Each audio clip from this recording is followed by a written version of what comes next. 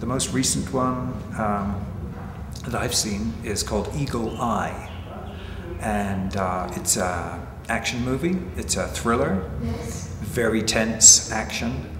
2 hours when you know, your heart rate is elevated. So it's kind of a good movie in terms of just having fun and being scared. But the themes of surveillance in the movie are really interesting from the point of view of surveillance studies. There are so many things in there. Even the title of the movie, Eagle Eye. What is significant about the eye of an eagle?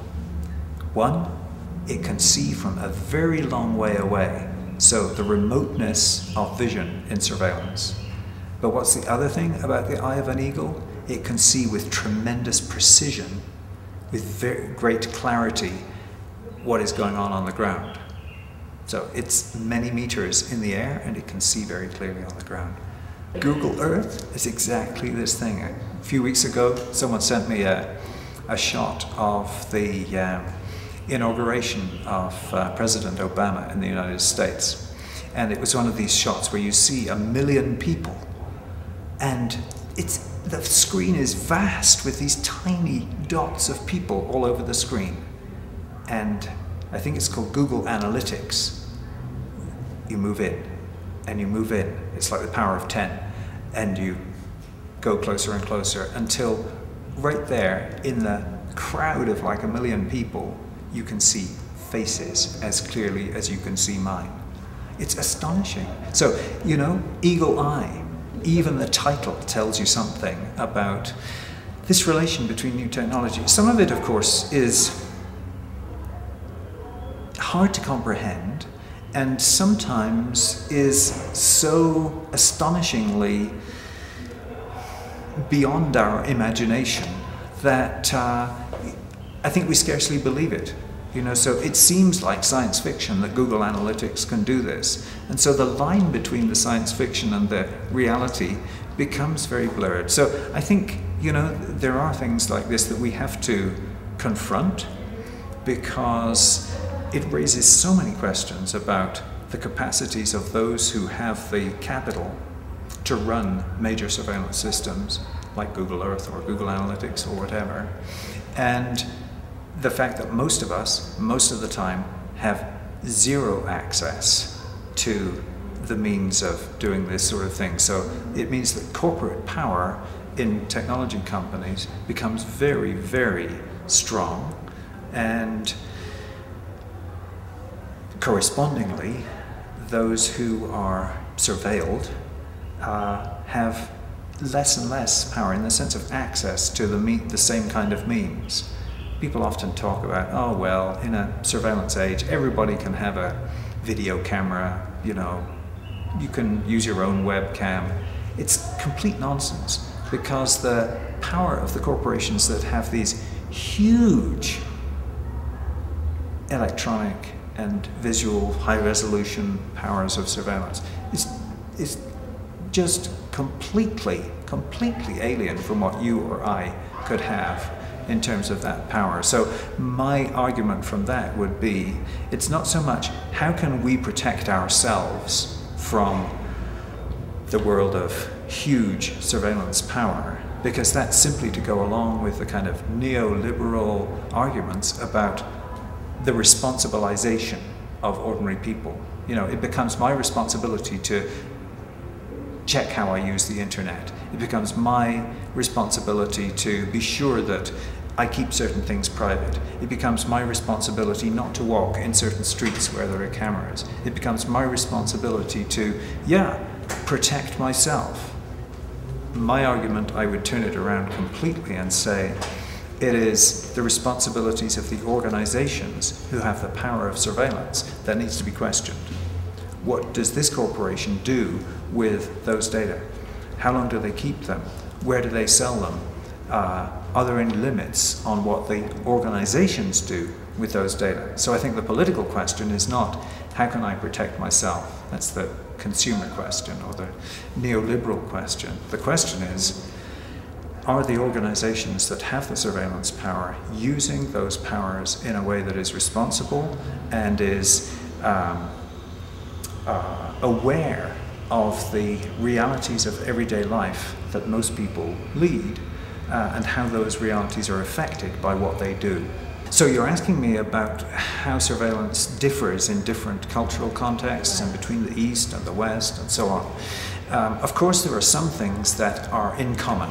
So electronic infrastructures, the sorts of protocols that are used to make one machine talk with another, the ways in which we use actuarial principles, like more and more companies sound like insurance companies when they're trying to decide who is in what category and how they're going to be treated differently because of the categories they're in. All those things are becoming common to surveillance practices throughout the world. We live in a globalized or globalizing world, and increasingly organizational practice is similar in similar contexts. But at the same time, every region, every locality has its own cultural and historical distinctiveness, and even different histories make a huge difference to the way that we think about surveillance practices.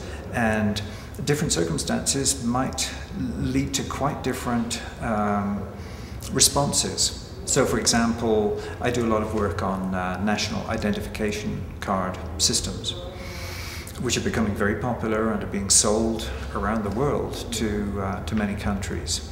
And in some countries, there is a kind of nervousness about introducing national identification card systems. In other countries, people can't wait to get their hands on a card, So, for example, in Argentina, there are many people who have never been registered.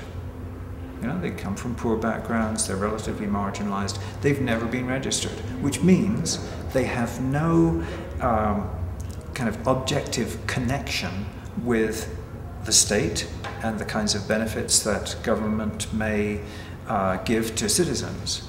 And so what they need is registration and proof that they are registered citizens.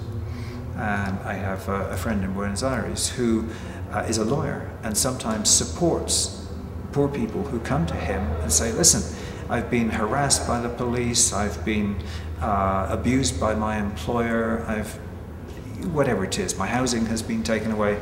And he supports them in obtaining their registration and their document that proves that they are Argentinian citizens. So, surveillance is very ambiguous. It has different characteristics in different places.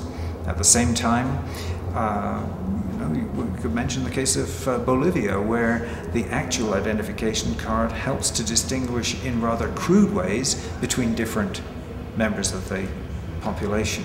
And last year they were using Stars of David for Jewish members of the Bolivian population, which seems to me to be a very dangerous procedure, because it involves a certain kind of ethnic or racial profiling that then is bound to be built into the way in which the card system operates. Surveillance studies is very new. We've only been calling it surveillance studies for about 10 years now, so it's a new field of study. And it has come about in different ways. People who were interested on their own in these processes somehow managed to meet together at conferences and so on. And then some students became interested and wanted to write their theses and dissertations on surveillance. And then some of us got together to apply for research funding together, because it depends on us working together, because we come from many different disciplines. That again is one of the exciting things about doing surveillance studies, sociology, political studies, and so on, of course, but also philosophy, history, economics, psychology, but also law and computer science, information studies, media studies, communication. We have people from all these, plus geography, international relations. It's really interesting. But it has been a process of research networking that has really defined it. So in our project at Queen's University in Kingston, We have connections with many other universities in Canada, North America, but around the world. Surveillance Studies Network is rapidly becoming a more global network. We run a journal, Surveillance in Society, which is still a free online journal. We're very proud of the fact that it is free.